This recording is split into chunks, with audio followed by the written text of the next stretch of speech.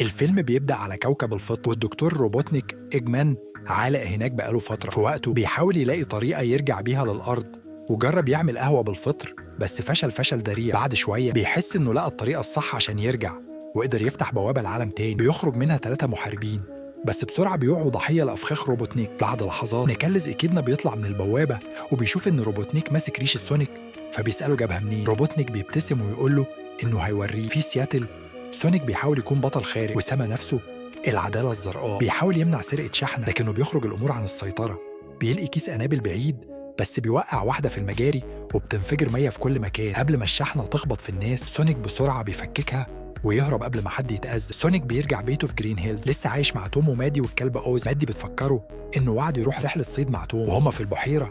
توم بيقوله إنه لازم يتحمل المسؤولية كبطل، وإن البطل الحقيقي بيهتم بالناس اللي حواليه. سونيك بياخد كلامه بجدية. توم ومادي بيستعدوا ليسافروا هواي عشان فرح أخت مادي رشيد. سونيك بيفتح بوابة لهم بالحلقات وفرحان إنه هيقعد لوحده في البيت مع أوز. بيعمل حفلة فوضوية بس بينضف كل حاجة بسرعته الفائقة. في الوقت ده مش بعيد عن البيت مايلز الديول براور بيخرج من بوابته الخاصة، وكان متتبع سونيك عشان يحذره من خطر كبير جاي عليه. في نفس الليلة سونيك قاعد بيتفرج على التلفزيون مع أوزي، بيسمع صوت عند الباب. بيلاقي روبوتنيك رجع الأرض من خلال بوابة الحلقات. قبل ما سونيك يهاجمه روبوتنيك بيبعت نيكلز عليه. نيكلز بيستخدم قوته الخارقة وبيضرب سونيك جامد. سونيك بيفتكر إن نيكلز عايز ياخد قوته، بس نكلز هدفه الانتقام لأن قبيلته راحت ضحية في البحث عن سونيك، وكمان عايز يعرف مكان سيد الزمرد. قبل ما نكلز يقضي على سونيك زيول بيجي بعربية شرطة وياخد سونيك بعيد، وبيشرح له إنه كان بيتبعه من كوكبه وشافه وهو بيهزم روبوتنيك. لكن لاحظ إن روبوتنيك ونكلز اتحدوا ضد سونيك فقرر يجي يحذره. نكلز بيجري وراهم بس ديول بيستخدم زيلو زي هليكوبتر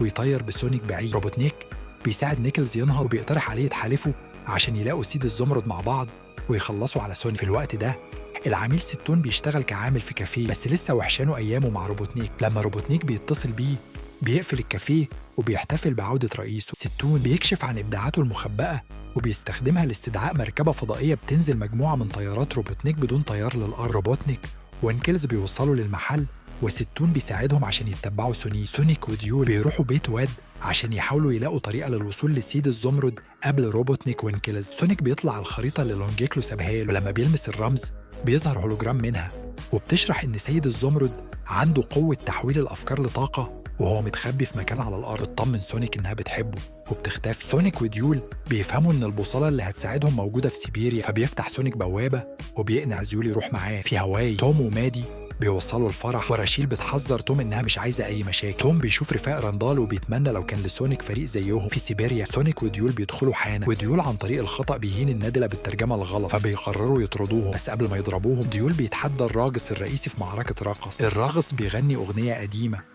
بس سونيك بيغيرها لأب تاون فونك وبيفوزوا في التحدي. تاني يوم بيوصلوا الكهف بيحتوي على البوصلة بس روبوتنيك وانكلز بيهاجموهم. سونيك بيهرب من الكهف على لوح تزالج وديول بيطير، بس في الآخر روبوتنيك بياخد البوصلة وبيوقع الزيول مغشي عليه. سونيك بيحاول يساعد صديقه بدلاً من الحصول على البوصلة وانكلز بياخد باله من كده، بس قبل ما يلحقوا بيحصل انهيار جليدي وسونيك بيتصل بتوم يطلب مساعدته. في الفرح توم بالغلط بيلخبط بين خاتم الزواج وخاتم البوابة وبيفتح بوابة كبيرة بتخلي سونيك وديول وكل الجليد يتدفقوا على الفرح. بعدها بندقية بتقبض على سونيك وديول وتوم، وراشيل بتكتشف إن الفرح كله كان عملية سرية. مادي وراشيل بيستخدموا أجهزة ديول عشان يهربوا سونيك وديول. في الوقت ده روبوتنيك ونيكلز بيلاقوا الجزيرة اللي فيها الزمرد وسونيك بيقرر يروح لوحده. في المعبد نيكلز بيهاجم على سونيك بس بعد قتال شرس روبوتنيك بياخد الزمرد وبيخون نيكلز. المعبد بيبدأ ينهار وسونيك بينقذ نيكلز من الغرق. نيكلز بيفهم إنه كان غلطان وبيقرر يساعد سونيك. روبوتنيك بيستخدم الزمرد عشان يبني إغمان ميكان عملاق وسونيك وانكلز وزيول بيتحدوا ضد. في الآخر سونيك بيمسك الزمرد